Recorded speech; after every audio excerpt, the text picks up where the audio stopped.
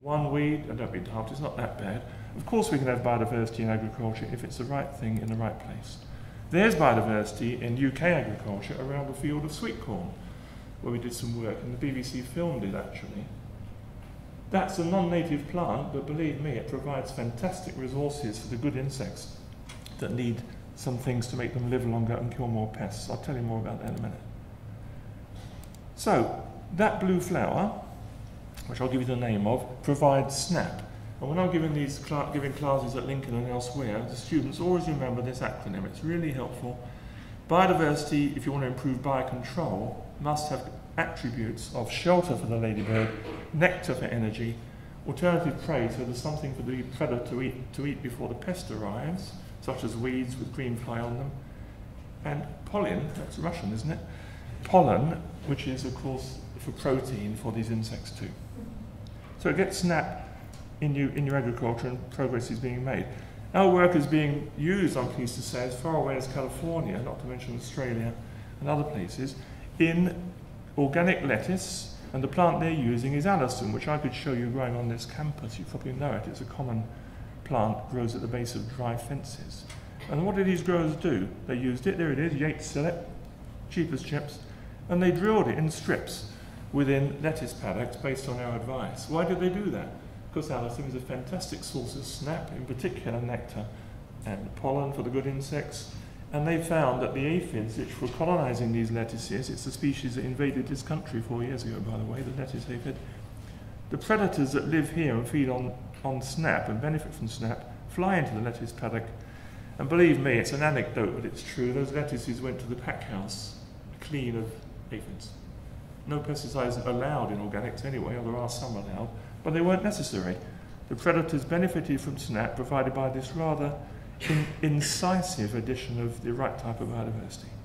Not native though, allicin comes from California, but it's a start.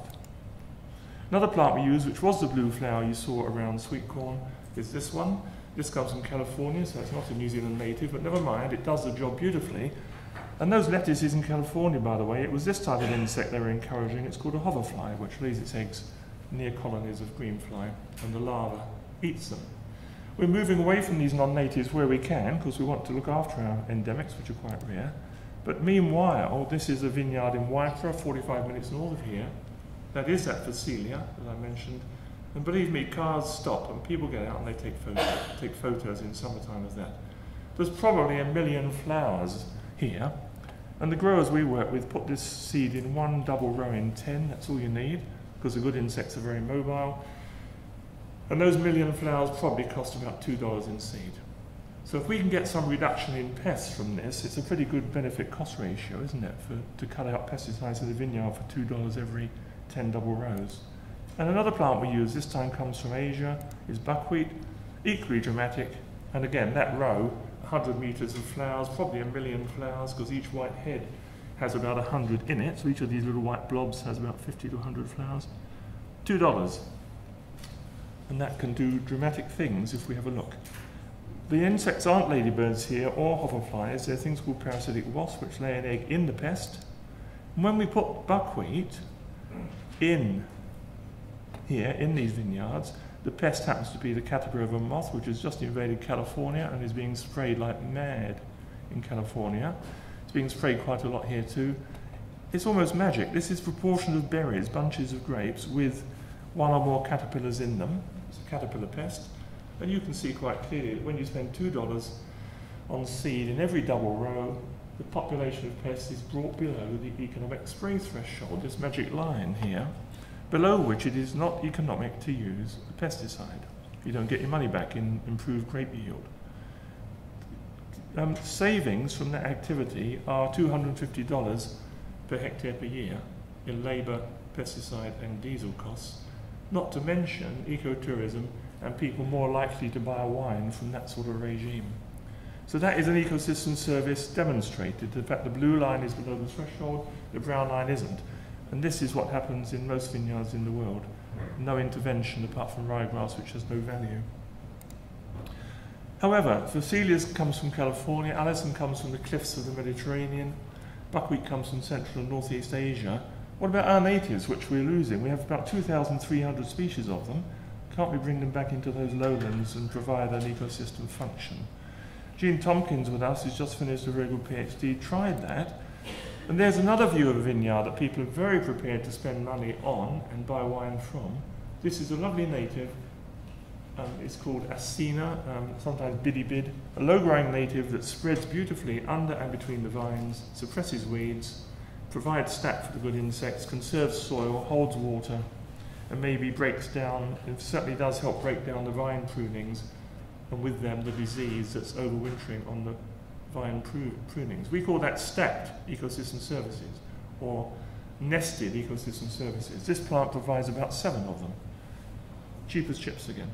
It's called Acina, A-C-A-E-N-A, that's the genus, or bidibid. That's not a lawn daisy, that's an endemic New Zealand daisy, very rare on the Canterbury Plain now, but you see it now under vines, in this case in early spring in Waifra, providing those snap and other functions I mentioned.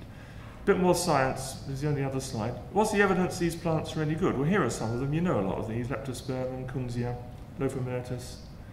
And we give one of these wasps that was doing the business in the vineyards I mentioned to you before, and we just work out how long the female wasps, full of eggs, survive laying eggs every day, killing pests every day, if she has access to the nectar of these native plants.